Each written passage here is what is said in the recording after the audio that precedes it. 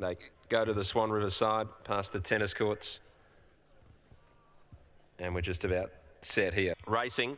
And from the inside, Black and Sweet Adders won the start, but Am Opulent is steaming over from the outside. My Samantha Jane's up on the outside, and Millwood Faith is 3 wide. On the inside is Pay Me Quick, and then came on the outside Millwood Faith. Don't adjust your speakers, they're not audio glitches. Resident race caller Richie Bell was battling a cold and a case of the hiccups last Friday night.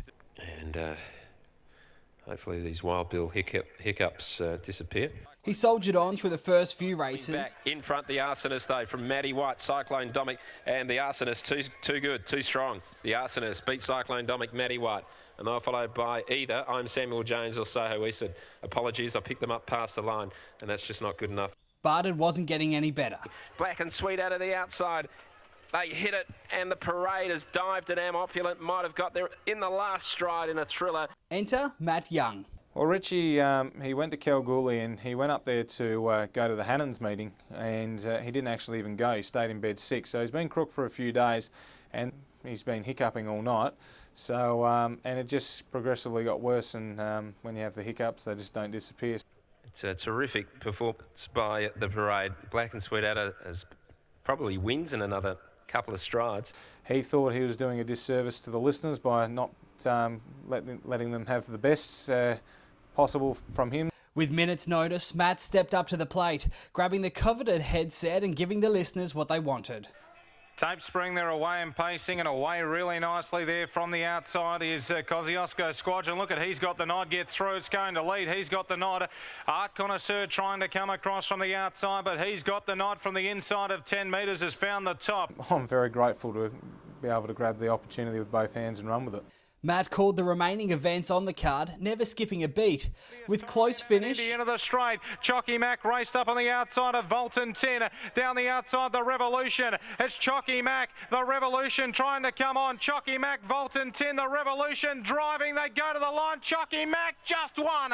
Chocky Mac by a nose over the Revolution and a nose away third, Volton 10. After close finish, down the outside, Why Live Dangerously, and right off the track is Might Be Luck is steaming home. In the lead is Hugh Victor. Might Be Luck charging. Did it get there? Yes, it did. Might Be Luck at any old odds has won.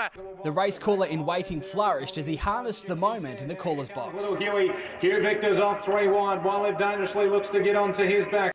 Hailing from one of Pinjarra's prominent pacing families, Matt's love of harness racing blossomed early. Yeah, I thought I was going to be a driver, but as you can see, I haven't really got the right build to be a driver. So I've always had an interest in the media side of things when I was younger, and so that just developed into race calling and into what I do now.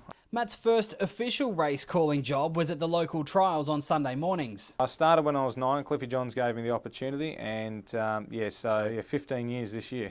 However, the youngster was known to be seen calling for a long time prior to that, calling anything from leaves floating down a rainwater drain to bugs and insects on the family property. I called anything.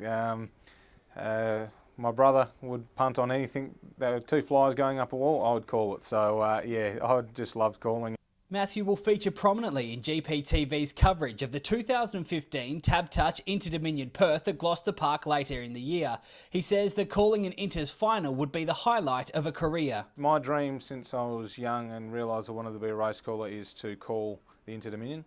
And when the Inter-Dominion left here in 2012 and it was never coming back apparently, I thought the dream was basically dashed. But now it's back, and we could possibly have it for don't know how many years. It'll possibly come back in the future too. So one day I'd love to call the Inter-Dominion. That'd be the absolute pinnacle. For now though, Matt is happy to be working in the industry that's brought him and his family a lot of joy. I mean, calling here on a Friday night is huge for me, so I'm just really happy to be here. Matt's weekly interviews and best bets can be seen at gloucesterpark.com.au via the GPTV tab. Scott Hamilton for Gloucester Park TV.